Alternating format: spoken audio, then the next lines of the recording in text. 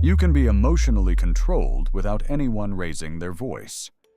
Sometimes it begins with a pause, a look, a message left unanswered, a small shift in tone that makes you question whether you did something wrong.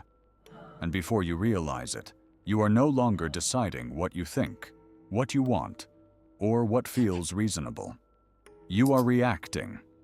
That is the hidden power of emotional control. It does not always force you. It trains you to police yourself. The important question is not, is this person evil? The better question is, what pattern is happening, and what does it make me do? Because emotional control often works through predictable psychological pressure. Once you recognize the pressure, you can interrupt it. The first pattern is emotional flooding. Emotional flooding happens when a conversation becomes so intense, fast, or chaotic that your ability to think clearly starts to collapse. The other person may speak over you, introduce 5 accusations at once, demand immediate answers, or keep changing the subject before you can respond. Imagine trying to discuss one broken promise. Within 2 minutes, the conversation has become about your tone, your memory, your past mistakes, and whether you care about the relationship at all. Now you are defending your character instead of discussing the original issue. Psychologically, high emotional arousal narrows attention. Your brain becomes more focused on threat and less capable of careful reasoning. You may agree to things simply to end the pressure. Your protection is not to win the argument faster. It is to slow the situation down. Say, I want to discuss this, but not 5 issues at once. Ask for one specific point. Take a break if your body feels activated. A pause is not avoidance when the conversation has become impossible to process. Remember this: urgency can be used to bypass judgment. The second pattern is guilt as leverage. Guilt is a normal emotion. It can help you repair real harm. But guilt can also be triggered without clear wrongdoing. You say no to a request, and the response is, I guess I know how little I matter to you. You ask for privacy, and suddenly you are accused of hiding something. You need rest, and your boundary is reframed as selfishness. The emotional trap is subtle. Instead of evaluating the request, you start trying to prove that you are a good person.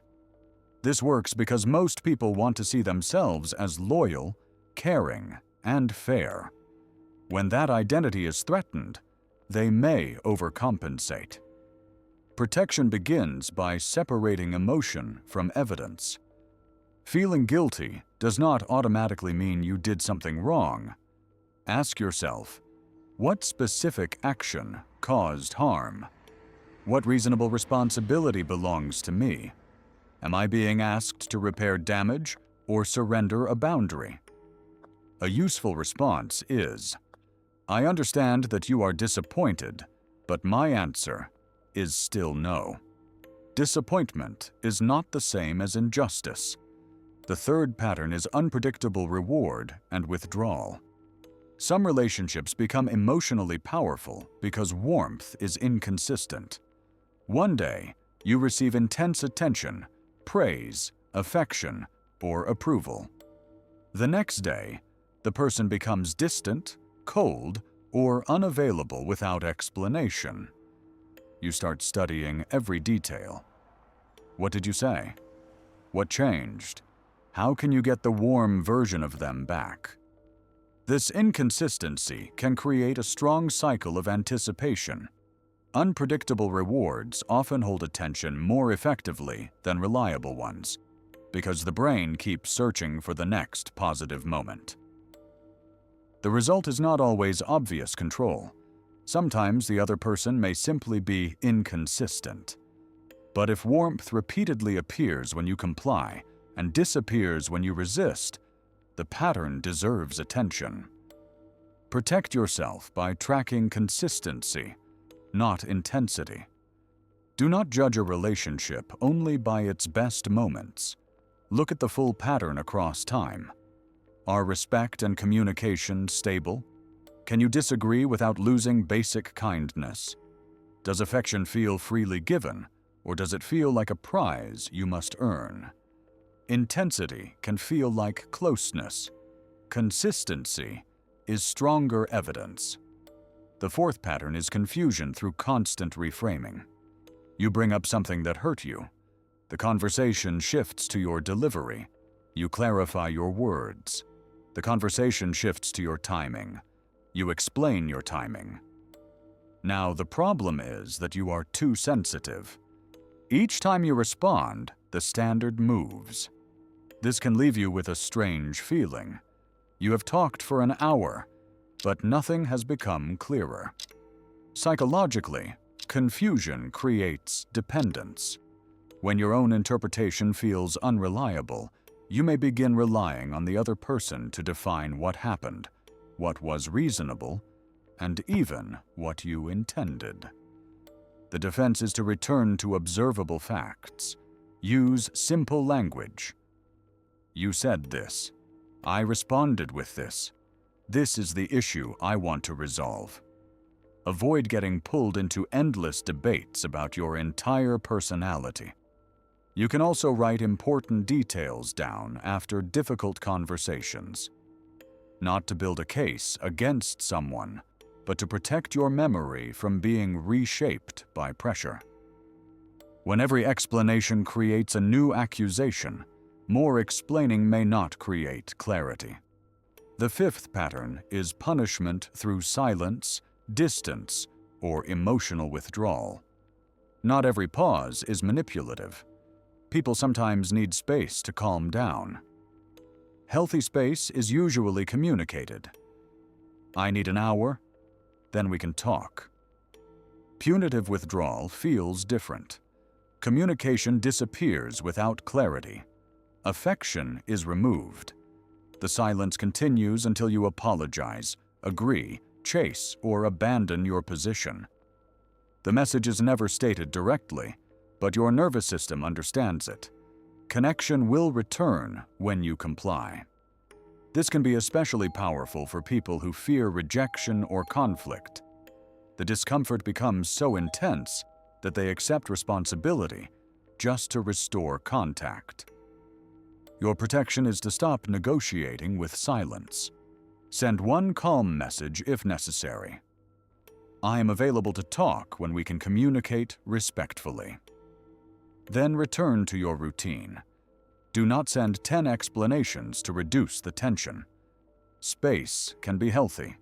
Silence used as punishment is a different pattern.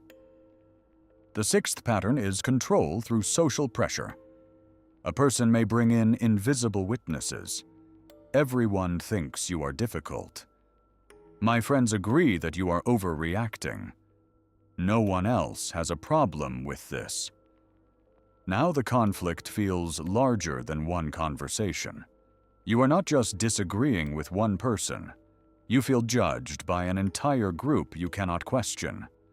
This can push you toward compliance, because humans are highly sensitive to belonging and exclusion. Sometimes other people genuinely have concerns, but vague social claims are difficult to evaluate.